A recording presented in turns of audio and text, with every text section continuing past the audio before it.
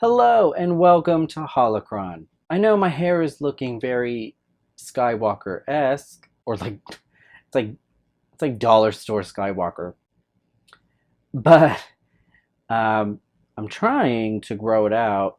One, just out of my own general curiosity, and then two, I kind of wanted to donate it, but it has to be pretty long for you to be able to donate it. So I'm just kind of seeing how this goes, though I don't know how much of this I can take. It's also why I tend to wear hats so much in my videos, but we'll see. I feel like at some point I'm gonna cave and chop this off, but anyways. But I'm assuming that even my awkward looking hair is not powerful enough to get people to stop talking about this footage that came out today. As promised, the internet exploding footage that was released at D23 has finally been released online as of this morning.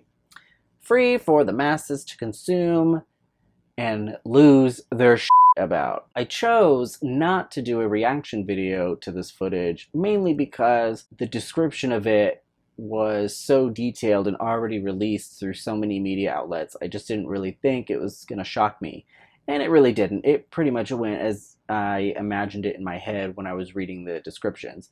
Still great nonetheless, but I didn't think warranted a genuine reaction. So I'm really just going to do this breakdown. I did do a reaction for the Mandalorian trailer on my other channel, Planet Grady Media, which is probably where I'm going to do all of the kind of big trailers that the general public will be really excited about. And then I'll just do the breakdowns of those trailers here on this channel. But the other trailers like Resistance and, you know, probably video game trailers and all that good stuff, I will do reactions for on this channel along with some breakdowns. Sound good? Either way, I will make sure that you always get links to all of that stuff, no matter what channel I put it on. But let's get back to this footage from today. The first shot is still a new shot, but looks pretty familiar because we've seen the planet and seen our characters in various spots on the planet already thanks to the first teaser trailer. But this is our first shot of them all together, I believe, on this planet on Pisana. And then the very next shot shows us the civilization that's there that our heroes come across, and probably all kinds of action-packed sequences there within. Then we come to the only shot that still managed to give me chills even though I knew it was going to be there, which is this beautiful shot of General Leia Organa, played by the irreplaceable Carrie Fisher. And frankly, Leia has been one of my favorite characters forever. So, like, even in The Force Awakens and things like that, just anytime I see shots of her in trailers or even in the film, I just get chills. She's just one of my favorite characters. And the fact that Carrie passed away is just so devastating to me. But I'm so glad that she still gets to be an integral part of this film, especially since initially this film was going to be all about her and how awesome she is. And I'm sad that she didn't get to film the full movie, but I'm really glad that there was enough previous footage she had shot from The Force Awakens that was usable, that they could still use to launch the story and launch the film early on and still make it very much about her. We then get a beautiful shot of the Resistance ships coming out of hyperspace, and even the sunset is very Resistance-y looking.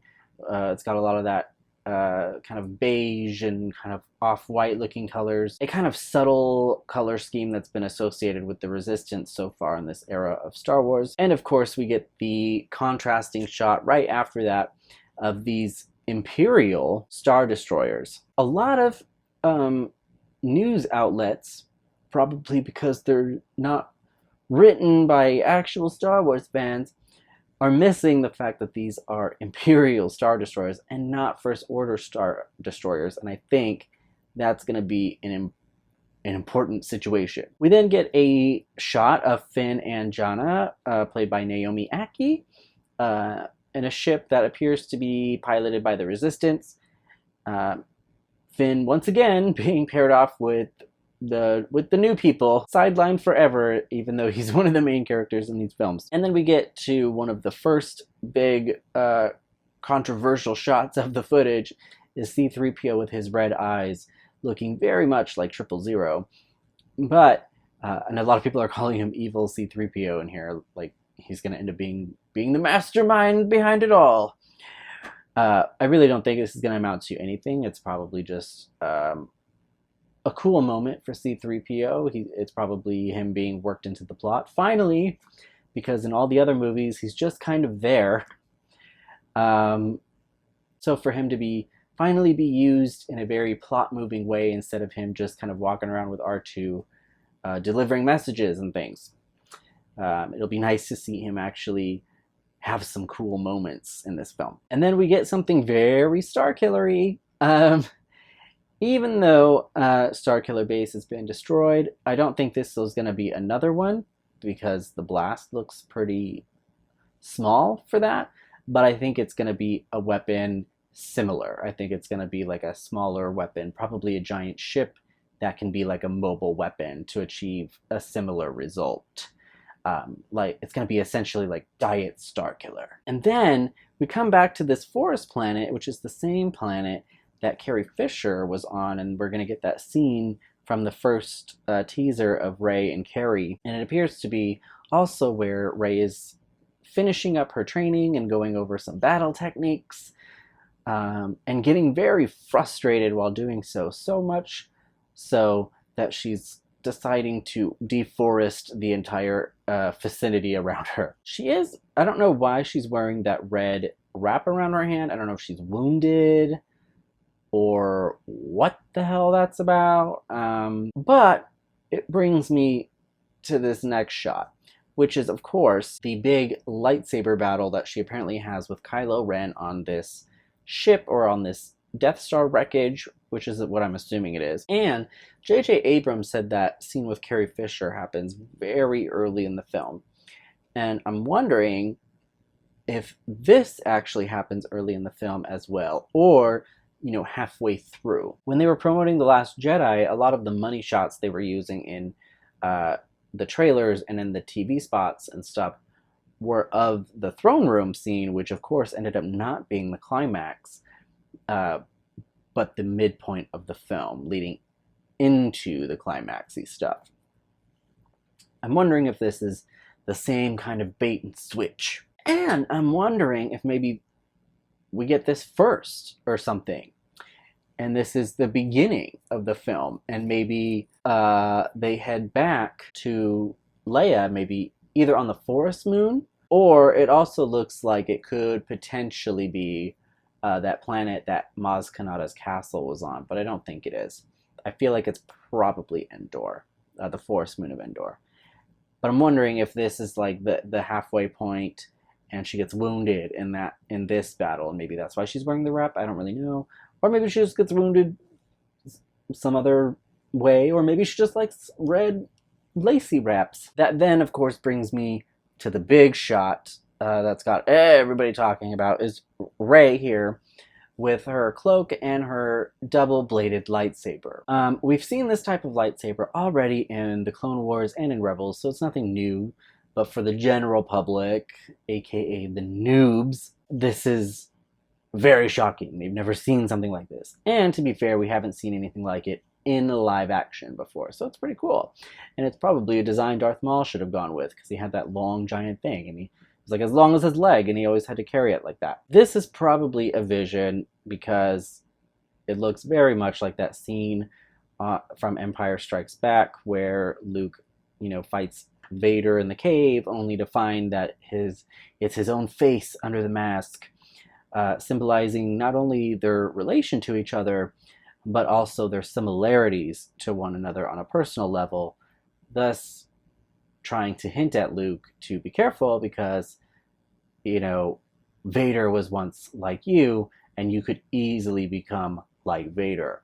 And I think this is going to be a very similar situation as she gets ready to have that final showdown, maybe with Kylo Ren.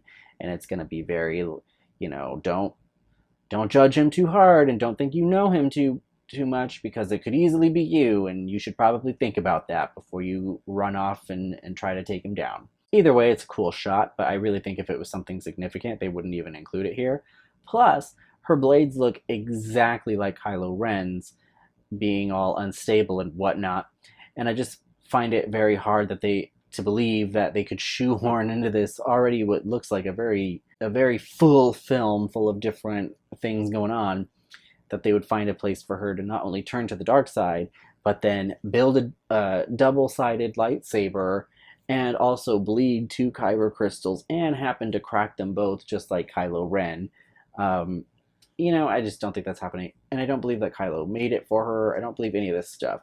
I think ultimately it's going to be a vision, and it's really not going to amount to anything big. But the obvious aside, if I just ignore the obvious evidence to the contrary and decide to speculate that this could actually be a storyline of some sort in the film, I would love it to go the route that some people are, you know, theorizing and kind of hoping it goes, which is that Palpatine like possesses her or something.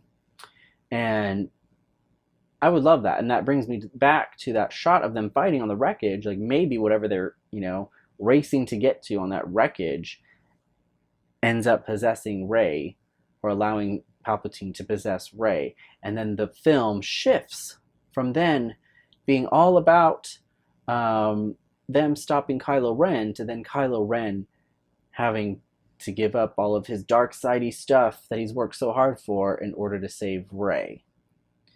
And not only save her, but save her from an evil so great that even he probably doesn't want it to return, which is Palpatine. Probably being the only common ground they would be able to find together. And by saving Rey, ending up also saving himself as Ben Solo. Oh, so good. But like I said, it's probably a vision and it's not even going to freaking matter. But what did you think? Let me know in the comments below. Even feel free to irresponsibly speculate about whatever theories you have about the Rise of Skywalker. Include them in the comments below and stir up the conversation. Also, to make sure to like this video if you haven't done that already, and to hit that subscribe button so you don't miss anything coming out of the channel. And as I said previously, because I will be doing some trailer reactions on there, it might be pretty cool if you checked out my other channel as well, Planet Grady Media. But either way, that's going to do it for this video. So may the Force be with you, and I will see you next time.